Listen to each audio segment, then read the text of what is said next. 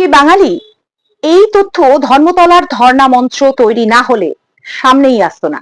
কত জ্ঞানী গুণী মহাশয়রা রয়েছেন, শ্রীযুক্ত কবি সুমন রয়েছে, জয় গোস্বামী মহাশয়, এনাদের সামনেই, এনাদের উপস্থিতিতেই শ্রীমতী মহুয়া মৈত্র তিনি বলে দিলেন তৃণমূল করলেই এখন বাঙালি।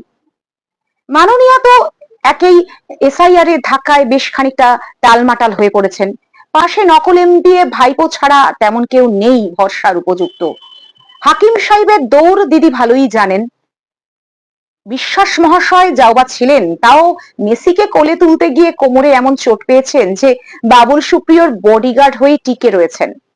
কুঘোষকে খুব বেশি ভরসা করা যায় না, তাকে ওই গালাগালি খাওয়ার চেয়ারটাতেই বসিয়ে রাখা যায় বড় জোর।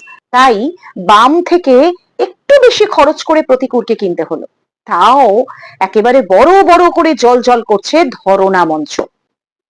এদিকে মহুয়া মৈত্র বলে ফেললেন তৃণমূল না করলে নাকি বাঙালি হওয়া যায় না।